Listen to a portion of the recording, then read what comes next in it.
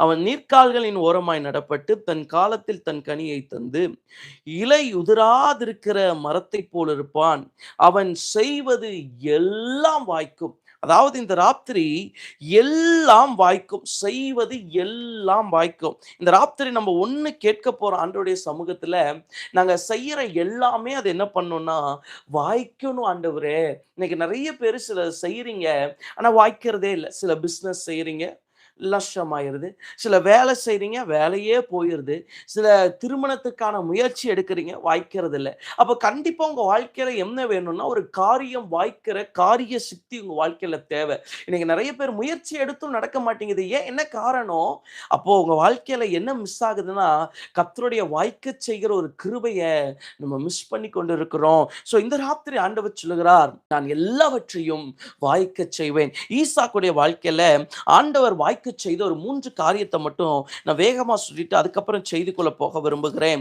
26வது அதிகாரம், ஆதியாகமம் 26வது அதிகாரம் 18வது வசனம். தன் தகப்பனாகிய ஆபிரகாமின் நாட்களில் வெட்டியவைகளையும் ஆபிரகாம் மரித்த பின் பெலிஸ்தர் தூர்த்து போட்டவைகளுமான துறவுகளை மறுபடியும் தோண்டி தன் தகப்பன் அவைகளுக்கு இட்டிருந்த பேர்களின்படியே அவைகளுக்கு பேரிட்டான். முதலாவது பாருங்க, அவங்க அப்பாவுடைய கிணற வெட்டுறாரு, தண்ணி வருது.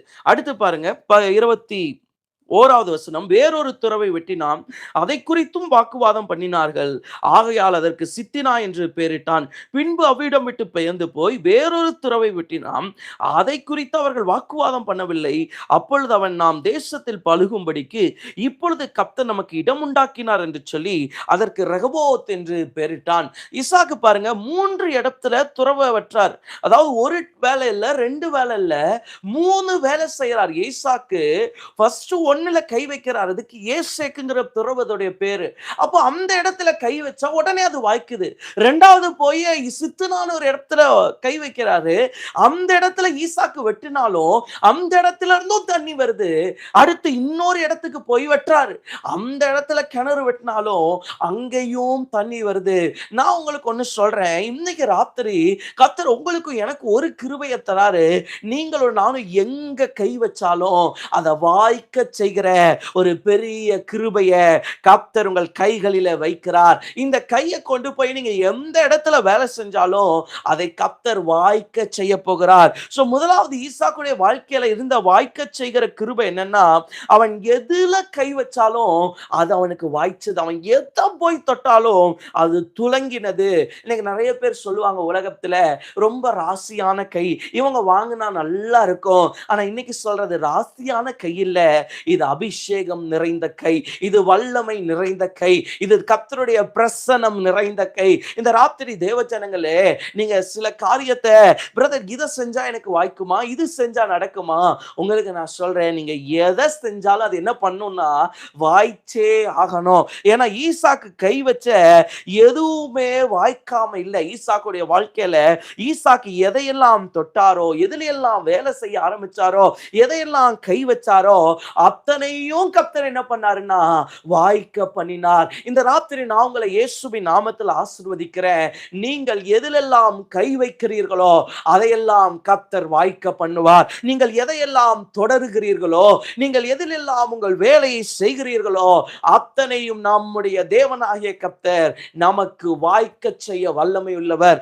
முதலாவது ஈசாக்குடைய வாழ்க்கையில இருந்த வாய்க்க செய்கிற வல்லமை என்னன்னா, அவர் சொட்ட எதுவுமே தோற்று போகல. ஒருவேளை இந்த சத்தத்தை கேட்கிற நீங்க, நான் எதை தொட்டாலும் தோற்று போகுது, என் வாழ்க்கையில் என்னால முடியலன்னு சொல்றியா? உன் கை இதுவரைக்கும் எதை தொட்டும் தோற்று போயிருக்கலாம். ஆனால் இந்த ராத்திரியிலிருந்து இயேசுடைய கரத்தை மாற்றுகிறார். இனி நீ எதை செய்தாலும் வாய்க்கோ. இனி உன் கை எதுல வச்சாலும் அது வாய்க்கப்படும். எஸ், வாய்க்கிற ஒரு கிருபை, நமக்கு வாய்க்க செய்கிற ஒரு வல்லமை அது இந்த ராத்திரி இறங்குது. முதலாவது ஈசாக்குடைய வாழ்க்கையில இருந்தது பாருங்க, எதை கை வச்சாலும் அது வாய்ச்சது. 2வது பாருங்க 26:12, ஈசாக்கு அந்த தேசத்தில் விதை விதைத்தான், கர்த்தர் அவனை ஆசீர்வதித்ததினால் அந்த வருஷத்திலே 100 மடங்கு பலனடைந்தான். முதலாவது சொன்ன, ஈசாக்கு எதுல கை வச்சாலும் அது அவனுக்கு ப்ராஸ்பர் ஆச்சு, அவனுக்கு நடந்துச்சு, ஆசீர்வாதமா இருந்துச்சு. ஈசாக்கு கை வச்ச எதுலையுமே அவனுக்கு தோல்வி இல்லை, அத்தனையும் ஆசீர்வாதமா இருந்துச்சு. 2வது பாருங்க, ஈசாக்கு எங்க என்ன பண்ணாலும் ஆசீர்வாதம் வந்துச்சு. இந்த இடத்துல இடத்துல பஞ்சத்துல விதைக்கிறான். அந்த தேசத்துல யாருமே விதைக்கல, பஞ்சத்தை பார்த்து பயந்துட்டாங்க. ஆனா ஈசாக்கு பஞ்சத்துல போய் விதைக்கிறான். 100 மடங்கு கர்த்தர் அறுவடையை தருகிறார். தேவஜனங்களே, நான் உங்களுக்கு சொல்லுகிறேன், நீங்கள் எந்த இடத்துல வேலை செய்தாலும் கர்த்தர் உங்களை ஆசீர்வதிக்க வல்லவர். நீங்க நினைச்சுக்காதீங்க, இங்க போனாதான் எனக்கு ஆசீர்வாதம் வரும், அங்க போனாதான் எனக்கு ஆசீர்வாதம் வரும். நீங்க போறத நான் தப்புன்னு சொல்லல. ஆனா அங்க போனாதான் கர்த்தர் ஆசீர்வதிப்பான்னு ஒருவேளை எண்ணம் கொள்ளுவீங்கன்னா அதை தப்புன்னு சொல்றேன். நீங்க போறது சந்தோஷமா போங்க. நீங்க போகணும்னு நான் ஜெபம் பண்றேன். நீங்க அநேக இடங்கள்ல நிக்கணும்னு நான் ஜெபம் பண்றேன். நீங்க அநேக தேசத்துல தலைமையா நிக்கணும்னு நான் ஜெபம் பண்றேன் உங்களுக்காக. ஆனா கண்டிப்பா உங்களுக்கு ஒண்ணு அறிஞ்சுக்கோங்க, நீங்க இருக்கிற இடத்துல உங்களை ஆசீர்வதிக்க கர்த்தர் வல்லவர். இது ஈசாக்கு மேல இருந்து ஆசீர்வாதங்க. ஈசாக்கு பாருங்க, எதை தொட்டாலும் அது வாய்க்குது. ஈசாக்கு எங்க எதை செஞ்சாலும் வாய்க்குது. நீங்க நிறைய பேர் லக்கியான இடத்தை தேடுவீங்க.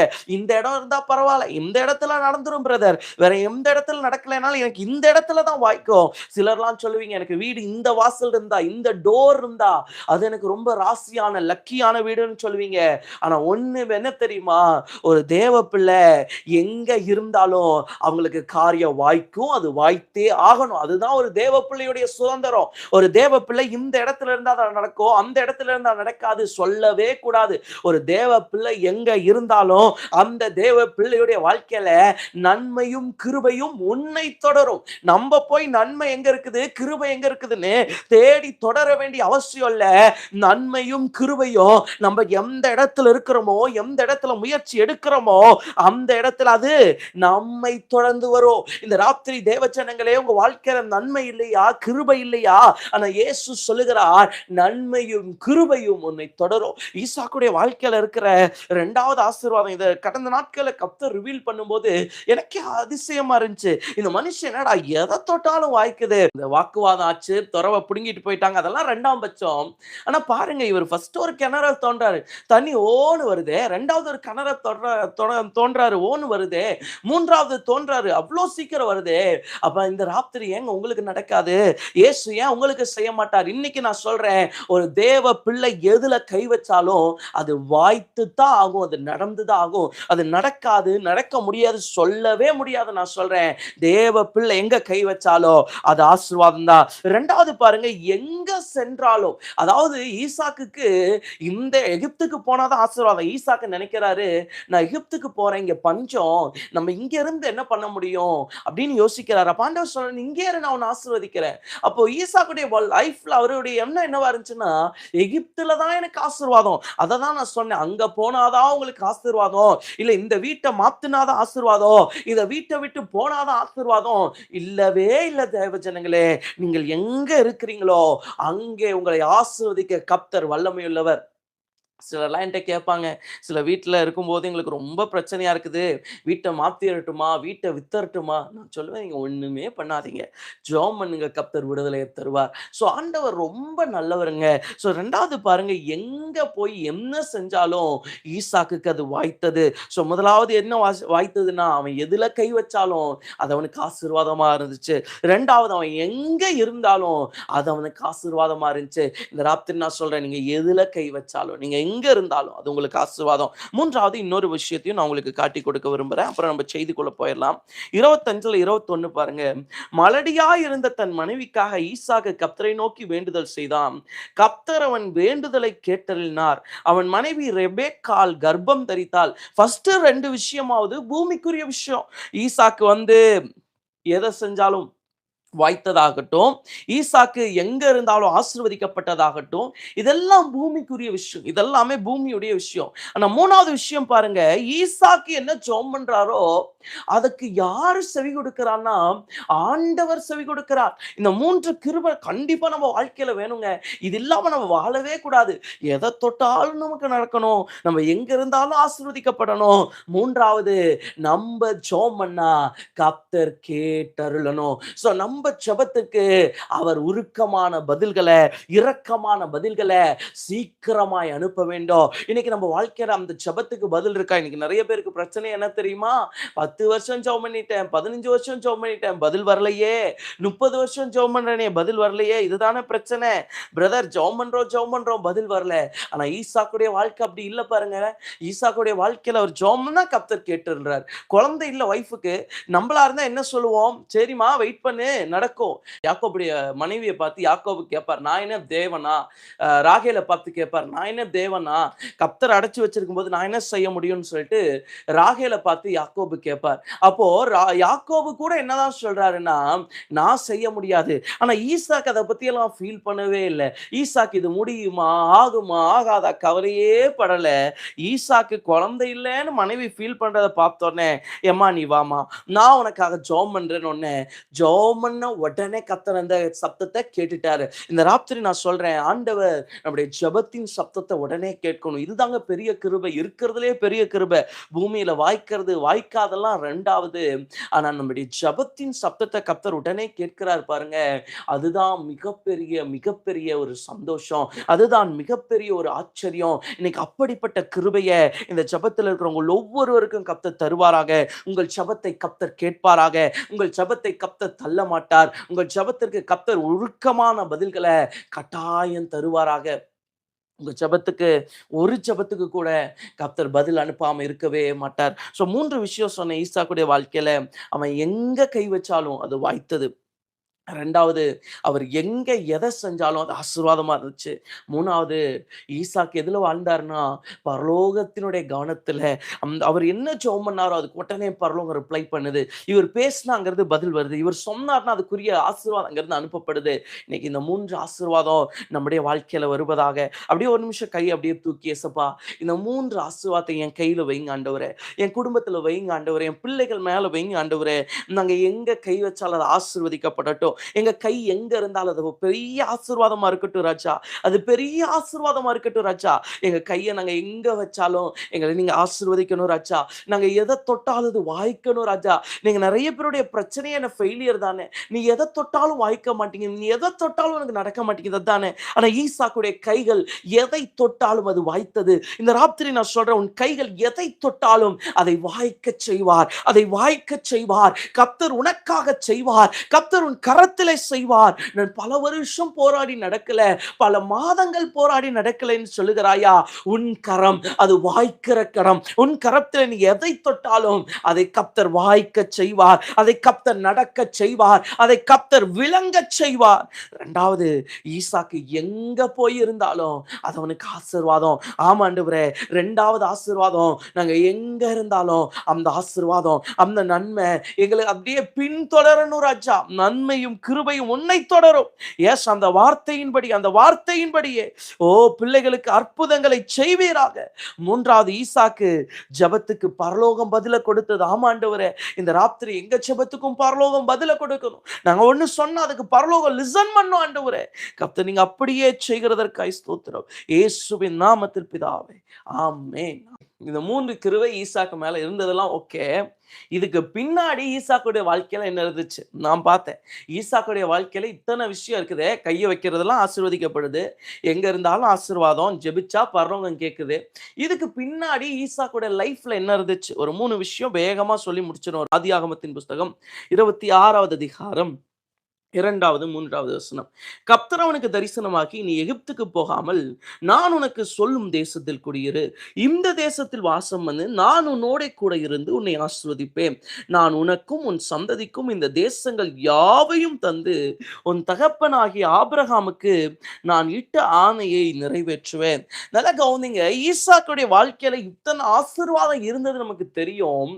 ஆனா ஈசாக்கு கர்த்தருடைய வார்த்தைக்கு மிகவும் பயம் கீழ்ப்படிந்தவன். ஈசாக்கு பாருங்க, பஞ்சத்துல அவன் ஒரு முடிவு பண்றாரு.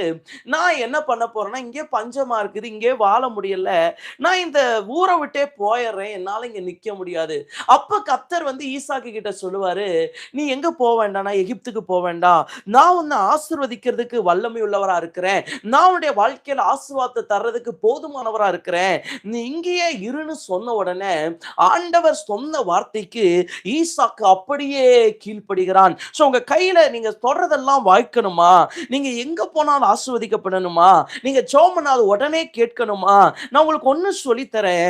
நீங்க எதுக்கு ரொம்ப பயப்படணும்னா, கர்த்தருடைய வார்த்தைக்கு ரொம்ப பயப்படணும். தேவனுடைய வார்த்தைக்கு ரொம்ப பயப்படுங்கிற வாழ்க்கையில இந்த ஆசீர்வாதங்கள் அப்படியே தங்கும். தேவனுக்கு பயப்படுகிற ஒரு தேவ பிள்ளையாய் நீ உன் வாழ்க்கையில இருப்பாய் என்று சொன்னால், நீ எங்கே போய் கை வைத்தாலோ, நீ கை வைத்த அத்தனை காரியங்களும் வாய்க்கும். இந்த ராத்திரி ஆண்டவர் சொல்லுகிறார், அது வாய்க்கும். 2வது, நீ எங்கே சென்றாலும் அந்த இடம் உனக்கு ஆசீர்வாதமா இருக்கும். 3வது, நீ ஜெபிக்கிற அத்தனைக்கும் பரலோகம் உடனே பதில் தரும்.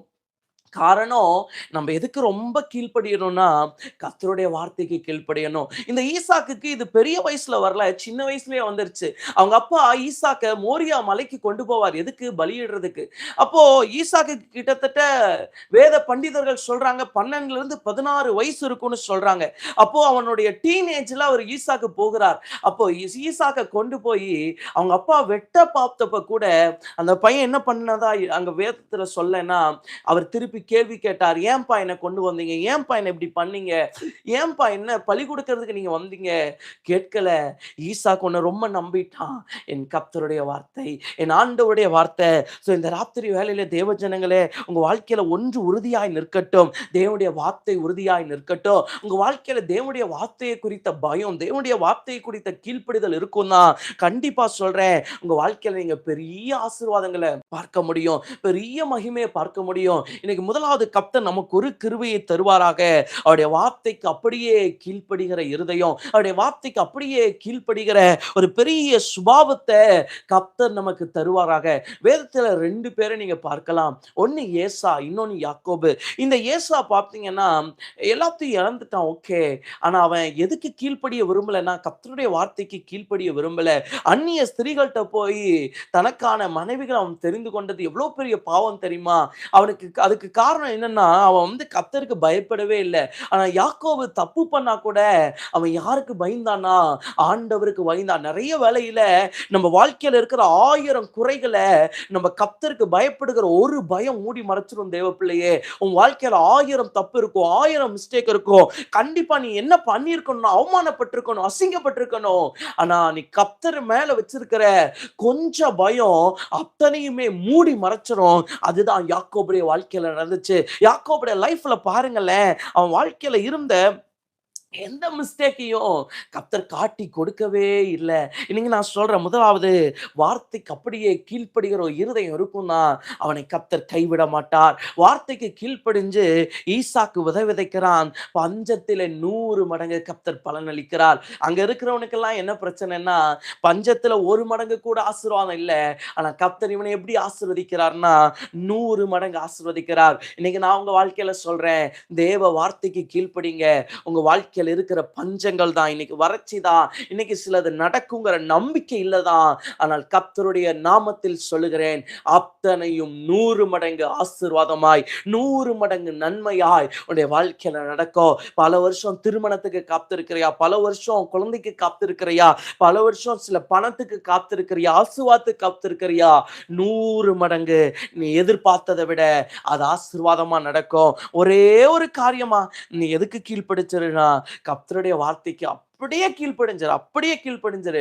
நான் விசுவாசிக்கிறேன், அவர் இப்படின்னு சொல்லிட்டாரா, அது அப்படியே நம்ம விழுந்துடணும். என்னுடைய வார்த்தைக்கு நடுங்குகிறவனையே நோக்கி பார்ப்பேன்னு சொன்னாரே, அப்ப அதுக்கு காரணம் என்ன? நீ வசனத்துக்கு மட்டும் பயப்படு, நான் அவனை எல்லாத்தையும் பார்த்துக்குவேன். இன்னைக்கு நிறைய பேருக்கு என்னதான் இல்லைன்னா, வசனத்தை குறித்த பயம் இல்லை. இன்னைக்கு நிறைய பேர் இந்த பைபிளை புக் மாதிரி வாசிச்சுட்டு போறோம். ஆனா இல்லைங்க, கர்த்தர் நமக்கு ஒரு உணர்வுள்ள இருதயத்தை இன்னைக்கு தரட்டும். நம்மளை கண்டிப்பா கர்த்தர் ஆசீர்வாதமா மாற்றணும்னா, வசனத்துக்கு அப்படியே பயந்து அப்படியே கீழ்ப்படுகிற ஒரு பெரிய சந்ததியாய், வசனத்தின்படி வாழுகிற ஒரு பெரிய கூட்டமாய் நாம் மாற வேண்டும். சோ ஈசாக்குடைய வாழ்க்கையில இத்தனை ஆசீர்வாதத்துக்கு முதல் காரணம், அவன் வார்த்தைக்கு அப்படியே கீழ்ப்படிந்தவன். 2வது காரணத்தையும் நான் உங்களுக்கு காட்டுறேன். ஆதியாகமத்துல 26ல 28ல இருந்து பாருங்க.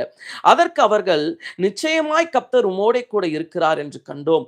ஆகையால் எங்களுக்கும் உமக்கும் ஒரு ஆணை ஏற்பாடு உண்டாக வேண்டும் என்று நாங்கள் நிர்ணயம் பண்ணினோம். நாங்கள் உம்மை தொடாமல் நன்மையே உமக்கு செய்து உம்மை சமாதானத்தோடே அனுப்பிவிட்டது போல நீரும் எங்களுக்கு தீங்கு செய்யாதபடிக்கு உம்மோடே உடன்படிக்கை பண்ணிக்கொள்ள வந்தோம். நீர் கர்த்தராலே ஆசீர்வதிக்கப்பட்டவராமே என்றார்கள். அவன் அவர்களுக்கு விருந்து பண்ணினான். அவர்கள் புசித்து குடித்தார்கள். இங்க கவனிச்சீங்கன்னா, இது என்ன சம்பவம்னா, ஈசாக்க அவங்க என் தேசத்துல நீ இருக்கவே கூடாது, என் ஊர்ல நீ இருக்கவே கூடாதுன்னு சொல்லி தொரத்தி விட்டுருவாங்க. தொரத்தி விட்டுட்டு ஈசாக்குடைய ஆசீர்வாதங்கள் எல்லாம் பார்த்துட்டு ஓடி வராங்க. இவன் என்னை கர்த்தர் இவ்வளவு ஆசீர்வதிச்சிட்டாரு, இவன் தேவனால் ஆசீர்வதிக்கப்பட்டவன் எல்லாத்தையும் கேள்விப்பட்டு ஓடி வராங்க. ஓடி வரும்போது ஈசாக்கு நினைச்சிருந்தா என்ன பண்ணிருக்கலாம், இவங்களை ரிஜெக்ட் பண்ணி வெளியே அனுப்பிச்சிருக்கலாம்.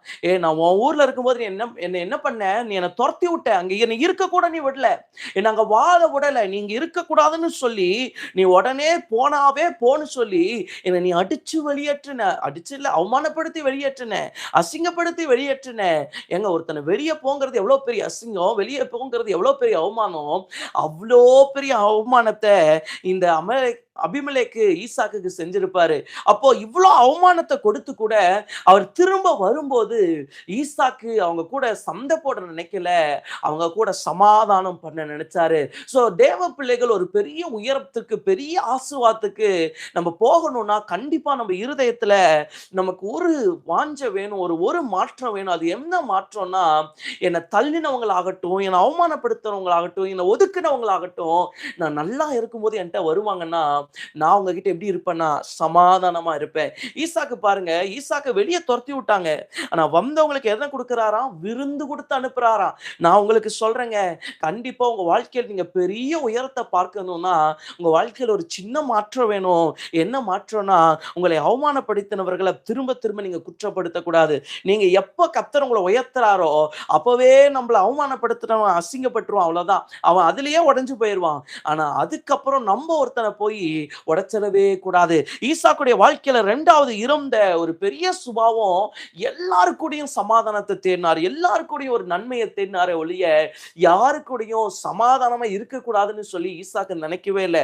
அவன் துரோகி தான், அவன் எனக்கு எதிராக பண்ணாம தான், என்னை துரத்தி விட்டான் தான், ஆனா நான் அவன் கூட எப்படி இருக்க விரும்புறேன்னா சமாதானமா இருக்க விரும்புறேன்னு ஈசாக்கு முடிவெடுத்தார். இன்னைக்கு உங்க வாழ்க்கையில் அப்படி ஒரு முடிவு இருக்குதா? இன்னைக்கு நிறைய பேர் ஏன் உயர்வை தேடுறீங்க தெரியுமா?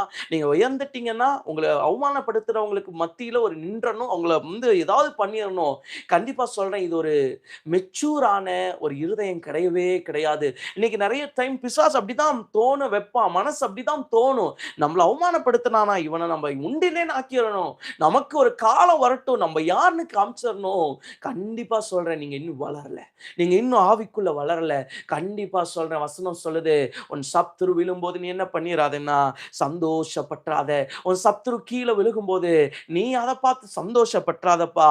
கண்டிப்பா உன் சத்துரு ஒரு நாள் விழுவான், ஆனா கூட நீ அதை பார்த்து எப்படி ஆயிடக்கூடாதுன்னா ஹாப்பி ஆயிடக்கூடாது. ஸோ 2வது ஈசாக்கு இவ்வளோ பெரிய ஆசீர்வாதம் வந்ததுக்கு காரணம், அவன் எல்லாருக்கூடயும் சமாதானமா இருக்க நினைச்சான். நீங்க என்ன நினைக்கிறீங்க? உயரட்டும் பிரதர், ஆண்டவர் மட்டும் எனக்கு உயர்வை கொடுத்தட்டும் பிரதர், நான் காமிச்சிடுறேன், நான் யாருன்னு காமிச்சிடுறேன், என் திறமை என்னன்னு காமிச்சிடுறேன், என் திராணி என்னன்னு காமிச்சிடுறேன்.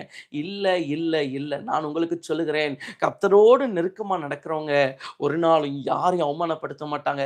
நம்ம எப்பவுமே என்ன கூட்டம் தானே, காயப்படுற கூட்டம். நம்ம ஆண்டவரோடு இருக்கிற கூட்டம் காயப்படுற கூட்டம், கல்லடி வாங்குற கூட்டம் நம்ம தாங்க. நம்ம திருப்பி அடிக்கிற கூட்டமே கிடையாது, நம்ம அழுதுட்டு போற கூட்டம், நம்ம மன்னிக்கிற கூட்டம். இன்னும் மன்னிங்க, கர்த்தர் உங்களை ஒரு படி உயர்த்துவார். இன்னும் அழுங்க, கர்த்தர் உங்களை ஒரு படி ஆசீர்வதிப்பார். ஆனா அதை விட்டு போட்டு இல்ல இவங்களுக்கு முன்னாடி நான் நின்றாகணும், இவங்களுக்கு முன்னாடி நான் காமிச்சாகணும், நான் யாருன்னு காட்டுறேன் பார். இல்லவே இல்ல தேவஜனங்களே, கர்த்தர் யாருன்னு அவர் காட்டுவார், அது போதும். நம்ம போய் ஆண்டவர் அடிச்ச ஒருத்தனை போய் நம்ம அடிச்சு பேர் வாங்கக்கூடாது. ஆண்டவர் ஒரு விஷயத்துல உங்களை உயர்த்தி வச்சுட்டாரு, ஒரு எதிரிக்கு முன்னாடி, உங்களை பரியாசம் பண்ணவனுக்கு முன்னாடி கர்த்தர் உங்களை உயர்த்தி வச்சுட்டாருன்னா அதுவே உங்க எதிராளிக்கோ உங்க சத்துருவுக்கு கர்த்தர் கொடுக்கிற ஒரு பெரிய அடி. அப்ப ஆண்டவர் அடிச்சவனை போய் நம்ம மறுபடியும் அடிக்கிறது என்னன்னா செத்த நாயை போட்டு அடிக்கிற மாதிரி. ஸோ தயவு செய்து அந்த பாவத்தை செய்யாதீங்க, விட்டுருங்க. ஒருவேளை நம்மளுக்கு விரோதமா இருக்கிறவங்க திரும்பி வராங்களா, அவங்கள மன்னிச்சு கிறிஸ்துவின் அன்போடு கூட அணைத்துக் கொள்வோம், அவர்களை மன்னிச்சு ஏற்றுக்கொள்வோம், அவர்களை மறுபடியும் சேர்த்துக் கொள்வோம். இதுதாங்க கிறிஸ்துவின் சுபாவம். அந்த சுபாவத்துல வாழுங்க. அப்படி வாழ்ந்தீங்கன்னா நான் சொன்ன 3 ஆசீர்வாதம் உங்க வாழ்க்கையில வரும். சோ முதலாவது வார்த்தைக்கு அப்படியே கீழ்ப்படிந்தான். இரண்டாவது துரத்தினவர்களோடு கூட ஒரு பெரிய சமாதான உடன்படிக்கை செய்தான். மூன்றாவது ஒரு விஷயத்தை சொல்லி நான் உங்களுக்காக ஜெபிச்சு முடிக்க போகிறேன். ஆல்ரெடி வாசிச்ச வசனம் ஆதியாகமம் 25:21 பாருங்க. மலடியாய் இருந்த தன் மனைவிக்காக ஈசாக்கு கர்த்தரை நோக்கி வேண்டுதல் செய்தான். பாருங்க, ஈசாக்கு மலடியா இருந்த தன் மனைவிக்காக ஜெபம் பண்றான். அப்ப ஈசாக்குடைய வாழ்க்கையில இப்ப ஒண்ணும் இல்ல, நீங்க டக்குன்னு என்கிட்ட வந்தீங்கன்னா ஜெபம் பண்ணணும்னீங்கன்னா நான் என்ன பண்ணிடுவேன், உங்களுக்கு ஜெபம் பண்ணிடுவேன். இதே நீங்க யாரோ ஒரு புதுசா ரட்சிக்கப்பட்டவங்க இல்ல ஆண்டவரை அறியாத இப்பதான் உள்ள வர்றவங்க கிட்ட போய் ஜெபம் பண்ணணும்னு நீங்க போனீங்கன்னா என்ன சொல்லுவாங்க? எனக்கு ஜெபம் பண்ண தெரியாது, எனக்கு ஜெபம் பண்ண முடியாது அப்படின்னு சொல்லுவாங்க. அப்ப ஈசாக்கு பாருங்க, மலடியா இருந்த தன் மனைவிக்காக கர்த்தரை நோக்கி வேண்டுதல் செய்யறான். அப்ப ஈசாக்குடைய வாழ்க்கையில என்ன இருந்துச்சுன்னா, ஜெபிக்கிற ஒரு பிராக்டிஸ் இருந்திருக்குது. ஈசாக்குடைய வாழ்க்கையில பல நாள் ஜெபிக்கிற ஒரு அனுபவம் இருந்துச்சு. ஈசாக்குடைய இத்தனை ஆசீர்வாதத்தை பார்க்கிறோமே, இந்த ஆசீர்வாதத்துக்கு பின்னாடி என்னங்க காரணம்னீங்கன்னா, ஈசாக்குடைய லைஃப்ல நல்ல ஜெபம் பண்ற ஒரு பெரிய அனுபவம் இருந்துச்சு. இன்னைக்கு நிறைய பேருடைய லைஃப்ல இந்த அனாயிண்டிங் மிஸ் ஆகுது, இந்த அனுபவம் மிஸ் ஆகுது. அதுதான் பிரச்சனை. ஆனா இன்னைக்கு உங்க வாழ்க்கையில ஒரு ரெகுலர் ஹாபிட் இருக்கா? ஏங்க, கர்த்தரோட நல்ல ஜெபம் பண்ணாதவங்க நல்ல ஜெபம் பண்ணிட முடியாது, நல்ல ஒரு வேண்டுதலை செஞ்சிட முடியாது. ஈசாக்கு பாருங்க, ஜெபம் பண்ண உடனே பரலோகமே அவருக்கு லிசன் பண்ணுது, பரலோகமே அவருக்கு கவனம் கொடுக்குதுன்னா, அப்ப ஈசாக்கு எப்படி வாழ்ந்திருக்கிறார்னா, பரலோக கவனத்தோடு பரலோகத்தோடு கூட இணைந்த ஒரு வாழ்க்கையை ஈசாக்கு வாழ்ந்து கொண்டிருந்தான். பரலோகத்தோடு இணைந்த ஒரு அனுபவத்துல ஈசாக்கு வாழ்ந்து கொண்டிருந்தா. இந்த ராத்திரி வேளையில தேவஜனங்களே, 3 வார்த்தையை கர்த்தர் சொல்லுகிறார். வார்த்தைக்கு அப்படியே கீழ்ப்படி, கூடுமான மட்டும் அனைவரோடும் சமாதானமாயிரு. மூன்றாவது, ஜெபிக்கிற ஒரு தேவ பிள்ளையாய் மாறிவிடு. உங்க வாழ்க்கையில ஜெபம் என்னவா இருக்கணும்னா, கண்டிப்பா சொல்றேன், உங்க வாழ்க்கையின் அனுதின பகுதியா இருக்கணும். ஜெபம் உங்க வாழ்க்கையில என்னைக்கா செய்யற ஒரு விஷயமா ஆயிடக்கூடாது. உங்க வாழ்க்கையின் மிகப்பெரிய ஒரு பகுதியாய் ஜெபம் மாறுமானால், நான் உங்களுக்கு சொன்னேன், ஈசாக்கு எங்கே போய் கை வைத்தாலும் அது அவனுக்கு வாய்த்தது. ஈசாக்கு தொட்டதெல்லாம் தொலைஞ்சிச்சு. ஈசாக்குக்கு நடக்காது ஆகாதுங்கிற விஷயமே இல்லை. ஈசாக்கு எதை போய் தொட்டாரோ அத்தனையும் அவருடைய வாழ்க்கையில அப்படியே நடந்தது. இந்த ராத்திரி நான் சொல்லுகிறேன், உங்க வாழ்க்கையில நீங்க எதை தொட்டாலும் ஆண்டவர் அதை வாய்க்க பண்ணுவார். உங்க வாழ்க்கையில நீங்க எதை கை வச்சாலும் கர்த்தர் அதை கட்டாயம் வாய்க்க பண்ணுவார். கண்டிப்பா அது தேவனால நடக்கும். இரண்டாவது பாருங்க, ஈசாக்கு எங்க போயிருந்தாலும் அது அவனுக்கு ஆசீர்வாதமா இருந்துச்சு. இன்னைக்கு சொல்றேன், நீங்க எங்க இருந்தாலும் அது உங்களுக்கு ஆசீர்வாதமா இருக்கும். மூன்றாவது, நீங்க ஜெபிக்கிற காரியம் உடனே பரலோகத்திலிருந்து வரும். 3 விஷயத்தை நீங்க செய்யுங்க. வார்த்தைக்கு கீழ்ப்படிங்க, எல்லாரோடும் சமாதானமா இருங்க, ஜெபிக்கிறவங்களா இருங்க. நம்ம ஜெபிக்க போகிறோம். 2 நிமிஷம் ஜெபம் பண்ணி முடிக்க போகிறோம். அன்பின் ஆண்டவரே, உம்மை ஸ்தோத்திரிக்கிறோம். ஆமா ஆண்டவரே, ஈசாக்கு எப்படி இந்த 3 காரியங்களை உண்மையா இருந்தாரோ, வார்த்தைக்கு கீழ்ப்படிந்தாரோ, உமக்கு பயந்தாரோ, அதே போல அனைவரோடும் சமாதானமாய் ஜெபிக்கிற ஒரு கூட்டமாய் இந்த ராத்திரி இந்த ஜெபத்தில் இருக்கிற பிள்ளைகளை நீர் மாற்றுவீராக. பெரிய ஜெப அபிஷேகம், ஒரு பெரிய மேகம், ஒரு ஒவ்வொருவர் மேலும் இறங்கட்டும் ராஜா, ஒவ்வொருவர் மேலும் இறங்கட்டும் ராஜா. இயேசு கிறிஸ்துவின் நாமத்துல, இயேசு கிறிஸ்துவின் நாமத்துல இந்த ராத்திரி வேளை இந்த 3 அபிஷேகம், இந்த 3 கிருபை, இந்த 3 வல்லமை ஒவ்வொருவர் தலையிலும் அப்படியே இறங்குவதாக. அப்பா, அதே போல எதை கை வச்சாலும் வாய்க்கட்டும், எதுக்கு ஜெபம் பண்ணாலும் வாய்க்கட்டும். அப்பா, எந்த இடத்துல இருந்தாலும் அது ஆசீர்வாதமா இருக்கட்டும்ப்பா. எங்களுக்கு ஏசேக்கு கிடையாது, எங்களுக்கு சித்துனா கிடையாது. நாங்க எங்க இருந்தாலும் அது எங்களுக்கு ரகபோத், அது எங்களுக்கு ஏல் பெத்தேல். எஸ், நீ எங்க இருந்தாலும் அது உனக்கு பெத்தேல், நீ எங்க இருந்தாலும் அது உனக்கு ஆசீர்வாதம். இந்த ராத்திரி அப்படி ஒரு பெரிய ஆசீர்வாதத்தை கர்த்தர் ஒவ்வொருவருக்கும் கட்டளையிடுங்க. இந்த நாள் ஜெபத்தில் இணைந்து இருக்கிற ஒவ்வொருவரையும் ஆசீர்வதிக்கிறேன். பிள்ளைகள் என்னென்ன ஜெப தேவையோடு இருக்கிறார்களோ அத்தனை தேவைகளுக்கும் பதில் வரட்டும். 40 நாள் முடிவுக்குள்ள பெரிய மாற்றம் வந்துடட்டுப்பா, பெரிய அதிசயம் நடந்துடட்டுப்பா. பிள்ளைகளை ஆசீர்வதிங்க, தேவைகளை சந்திங்க, கிருபையா இருங்கப்பா. சூழ்நிலைகள் எல்லாம் மாறுகிறதற்காய் ஸ்தோத்திரம். எல்லாரையும் நாமத்தில் ஆசீர்வதிக்கிறேன். நிறைவான மகிமைக்குள்ள ஒப்புக் கொடுக்கிறேன். இயேசுவின் நாமத்தில் பிதாவே, ஆமென், ஆமென்.